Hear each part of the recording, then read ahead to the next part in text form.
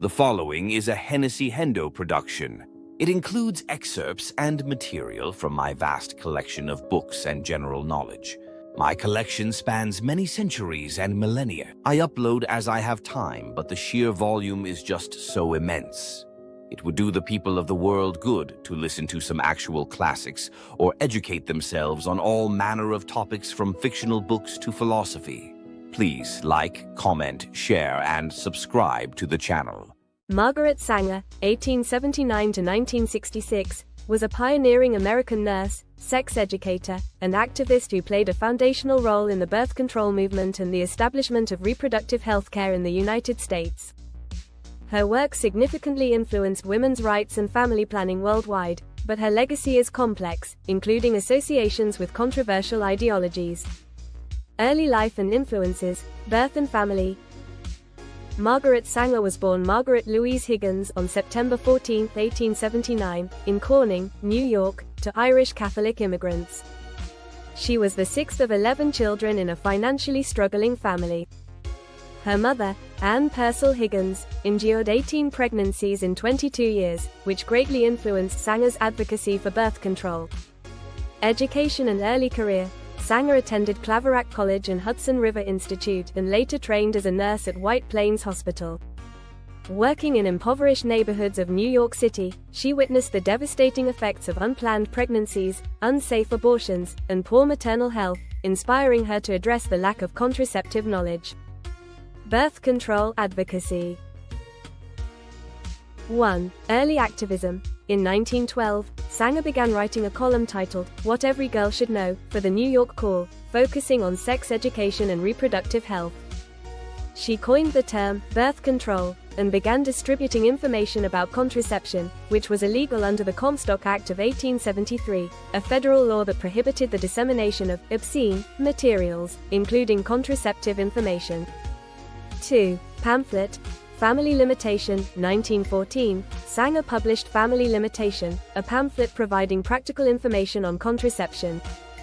This action led to legal charges against her under the Comstock Act. 3. The Woman Rebel, 1914, Sanger launched a magazine advocating for reproductive rights, titled The Woman Rebel. The publication faced government censorship, and Sanger fled to Europe to avoid prosecution. Founding of the birth control movement. 1. First birth control clinic, 1916. In 1916, Sanger opened the first birth control clinic in the U.S. in Brooklyn, New York, providing contraceptive information and devices to women, particularly the poor and working class. The clinic was raided, and Sanger was arrested and jailed. Her trial brought national attention to the issue of contraception. 2. American Birth Control League, 1921. Sanger founded the American Birth Control League, which later became Planned Parenthood Federation of America in 1942. The league aimed to make contraception accessible and advocated for the decriminalization of its use and distribution. 3. International influence. Sanger collaborated with scientists and philanthropists to fund research into more effective contraceptives, leading to the development of the birth control pill in the 1950s. Eugenics and controversies. 1. Support for eugenics. Sanger's work intersected with the early 20th century eugenics movement, which promoted selective breeding to improve the human population. While Sanger viewed birth control as a means of empowering women, she also used language that aligned with eugenic ideas, particularly in advocating for limiting reproduction among populations she deemed unfit, e.g., people with disabilities or those living in poverty. 2. Criticism and legacy. Sanger's association with eugenics has drawn significant criticism, particularly from modern reproductive rights advocates and historians.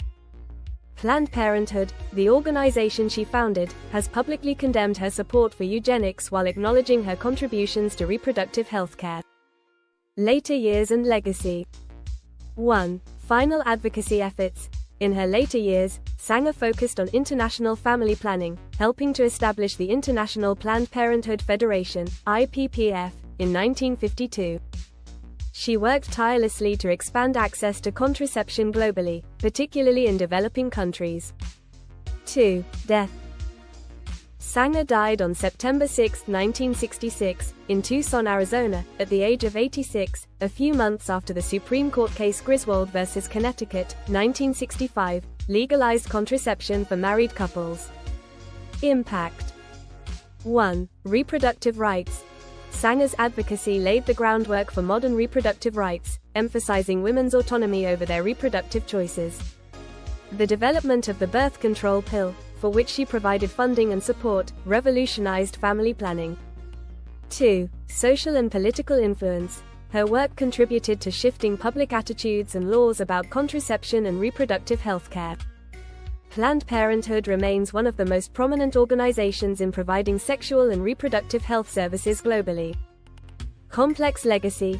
Margaret Sanger's legacy is dual-edged: positive contributions, a trailblazer for women's reproductive rights. Pioneer of family planning and contraception accessibility. Controversial aspects. Her alignment with eugenic rhetoric and policies has marred her reputation. Critics argue her focus on population control sometimes overshadowed the empowerment aspects of her advocacy. Despite the controversies, Sanger remains a pivotal figure in the history of reproductive rights, and her work continues to influence debates on healthcare, women's rights, and social justice. Thank you for watching. Please share the video. Don't forget to like, comment, and subscribe to the channel. Check out other series including 10-minute synopses or complete audiobooks on Hennessy Hendo on YouTube. Improve your vocabulary. Be more fun at parties. Increase your knowledge. Become a literary master like Hendo.